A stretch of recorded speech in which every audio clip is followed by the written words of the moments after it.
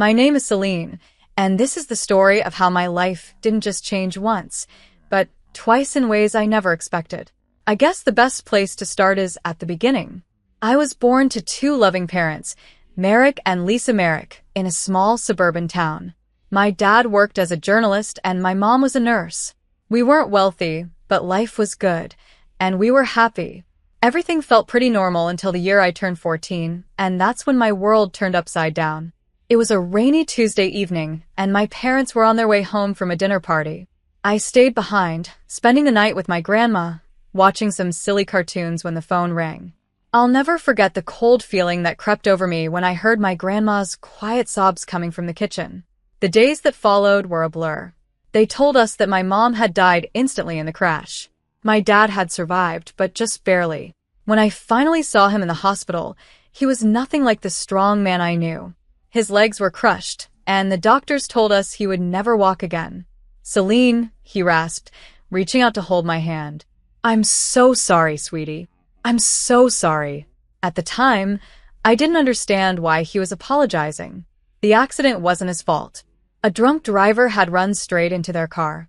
But as I got older, I realized that he was apologizing for everything our lives had become, apologizing for the struggles we would face, for the mother I'd lost, and for the father he thought he couldn't be anymore.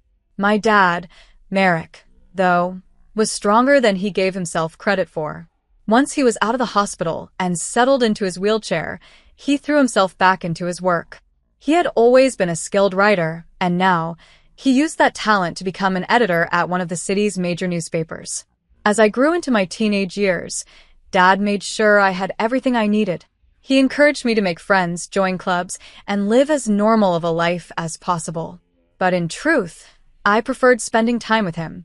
We'd watch old movies, debate over books, and he'd even help me with my homework. When it was time for college, Dad insisted that I go away to school. "You need to spread your wings, kiddo," he said with a smile. "Don't worry about me. I'll be just fine." I was hesitant at first, but I knew he was right. So I packed my bags and went off to State University, where I majored in accounting. It was there that I met Jessica, who would soon become my best friend. Through her, I was introduced to her second cousin, Dax. Dax was kind, funny, and didn't even flinch when I told him about my dad's situation. In fact, the first time he met my dad, they instantly clicked, bonding over their love of classic rock. "Your old man's pretty cool," Dax told me after that first meeting. "And you're amazing for taking care of him all these years." I shrugged off the compliment, but inside, I was glowing. For the first time since the accident, I felt like maybe, just maybe, I could have a normal life, one with love, laughter, and even a family of my own someday. After graduation, everything seemed to fall into place. I got a job at a local tax service, and Dax found work as a long-haul truck driver. We dated for 2 years before he proposed on a crisp autumn evening in the park where we had our first date. I was over the moon, but there was one thing I needed to be clear about. "Yes, Dax," I said, "but I can't leave my dad. He still needs me." Dax smiled wide and said, "I wouldn't have it any other way. We'll all live together. Your dad's apartment is big enough for the 3 of us, right?" The wedding was small but beautiful. My dad insisted on wheeling himself down the aisle to give me away, and there wasn't a dry eye in the room. As I stood there, holding Dax's hand, it felt like I was living in a fairy tale. But, like every fairy tale, mine had its villains, and they came in the form of my mother-in-law, Marigold, and my sister-in-law, Callista. From the moment I met them, I could tell they didn't approve of me. During our first meeting, Marigold wrinkled her nose and asked, "So, your father is handicapped?" Trying to keep my cool, I replied, "He's disabled, yes. But he works as an editor." Marigold cut me off, clearly uninterested, saying, "How nice. But, Dax, darling, are you sure about this? There are so many nice girls from good families." Her words stung, and I felt my face burn with anger and shame. Luckily, Dax immediately came to my defense. "Mom, Celine is from a good family. Her dad's disability doesn't change that. I love her, and that's all that matters." That shut Marigold up, but I could still see the disapproval in her eyes. Callista wasn't much better, and after the wedding, she remained just as cold toward me.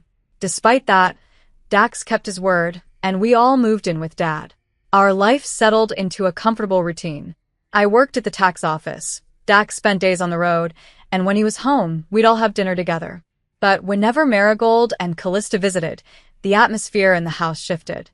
They acted like they owned the place, barely even acknowledging my dad. One day, I overheard Marigold whispering to Callista, "It's such a shame. Dax could have done so much better. Now he's stuck with this girl and her crippled father. Can you imagine what their kids will be like with those genes?" I was furious, but for Dax's sake, I bit my tongue and kept the peace, even though it became harder and harder each time. One evening, after a particularly tense visit from Marigold and Callista, I broke down. Dax found me sobbing in our bedroom. "Hey, what's wrong?" he asked, wrapping his arms around me. "Your mom and sister," I hiccuped. "They hate me. They think I'm not good enough because of Dad." Dax's face hardened. "That's ridiculous," he said firmly. "You and your dad are my family now.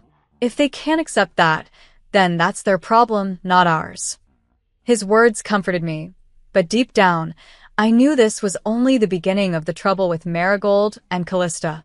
As time passed, Dax's trucking business began to take off, and he was on the road more than ever. I missed him when he was gone, but I kept busy with work and spending time with Dad. One autumn evening, while helping Dad get ready for bed, Dax called with a burst of excitement. "Celine," he said, "how would you feel about buying a townhouse?" Marigold's smile faltered, but she quickly recovered, crossing her arms defiantly. "This house isn't yours, Celine. Dax worked for it, and now that he's gone, it should go to his family." I took a deep breath, trying to calm the shaking in my hands. Dax was my family, and so is my father. This house is legally mine. You have no right to be here. Callista scoffed, throwing a glance at Marigold. "We're just trying to help, Celine. You're not in any position to handle this house, especially with that crippled father of yours." Hearing them refer to my dad in such a callous way snapped something inside me. I moved closer, standing inches away from Marigold. "You're not helping. You're trespassing. Get out before I call the police." Marigold's eyes narrowed, and for a moment, I thought she might actually challenge me. But then she threw her hands up dramatically. "Fine. But don't think this is over. We'll be back, Celine.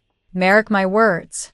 Callista followed her mother, shooting me a disgusted look as they stormed out of the house, slamming the door behind them. The silence that followed was deafening. My heart was pounding in my ears, and I realized I had been holding my breath. Dad rolled up beside me, his expression filled with concern. "Are you all right, sweetheart?"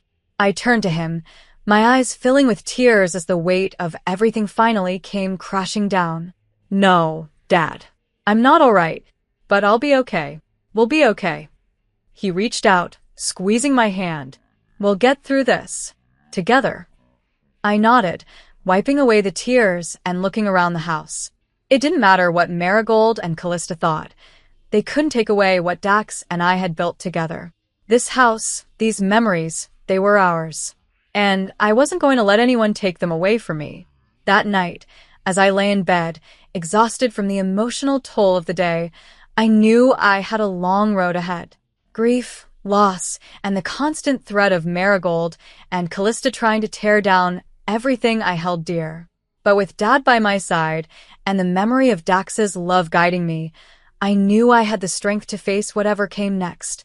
This was my life now, and I would fight for it. One afternoon, while sorting through Dax's desk, I came across a small, weathered notebook tucked in the back of a drawer.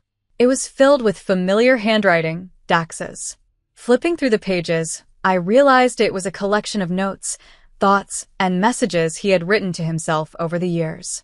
Some pages were filled with plans for the future, road trips he wanted to take with me, gardening ideas he had for Dad, even little reminders to fix the leaky faucet in the kitchen.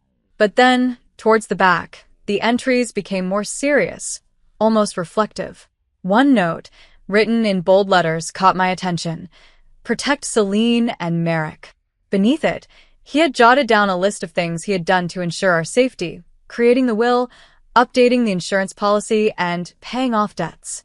It was clear that he had been preparing for the possibility of leaving us, even if he had never mentioned it to me. I felt a lump form in my throat as I realized how much Dax had thought ahead, how much he had worried about us. He had never been one to talk about his fears, but here they were, laid bare in ink. In a way, it was like getting to know a different side of him, a side that had quietly carried the weight of responsibility without ever letting me see. At the very end of the notebook was a final entry, written just a few weeks before his accident. I hope Celine never has to read this. But if she does, I know she'll be okay. She's stronger than she thinks. Tears welled up in my eyes, but this time they weren't just tears of grief. They were tears of gratitude, of love, and of the unshakable bond that Dax and I had shared. Even though he was gone, I could feel his presence with me, guiding me, protecting me, and reminding me that I was never truly alone. Closing the notebook, I placed it gently back in the drawer, a sense of peace washing over me. Dax had done everything he could to make sure we were taken care of, and now it was up to me to honor that. I would live my life fully for both of us. As the days went on, I continued settling into our new normal. Dad and I spent more time together, finding comfort in our shared grief and slowly rediscovering the joy in everyday moments, whether it was working in the garden or watching a favorite TV show. The house no longer felt empty. It felt like a place of love and memories, a sanctuary where Dax's spirit still lingered. Marigold and Callista never returned after that final confrontation. Whatever fight they had left in them seemed to evaporate the moment they realized they had no claim to our life.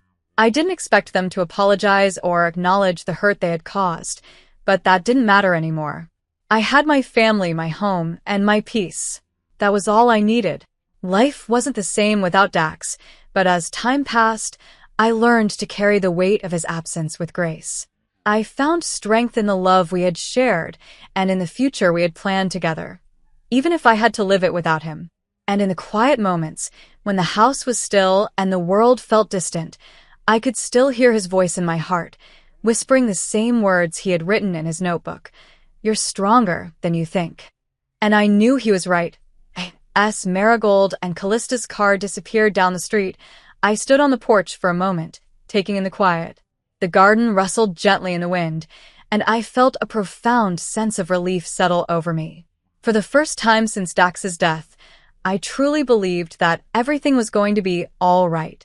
I glanced down at my belly, cradling it protectively.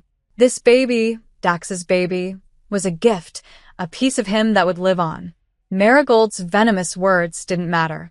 She couldn't touch the love I carried within me, both for Dax and for the new life growing inside me. I walked back inside the house where Dad was waiting, his warm smile meeting me at the door. "Everything okay out there?" he asked, his tone gentle but knowing. I nodded, returning his smile. "Yeah, everything's fine now." Dad pulled me into a hug, and for a moment, we stood there in the soft light of the afternoon, just the two of us. But not really just the two of us anymore. There was a future inside me, a future that Dax had left behind, and as long as I had that, I knew I could face whatever came our way. In the weeks that followed, I threw myself into preparing for the baby. Dad helped me set up the nursery, painting the walls a soft, calming shade of blue. We spent hours picking out furniture, baby clothes, and all the little things that would make this house a home for our child. It was a bittersweet process. Every tiny onesie, every soft blanket reminded me of the life Dax and I had dreamed of sharing together. But now, those dreams were mine to carry forward, and I was determined to honor them. As the days passed, I found strength I never knew I had.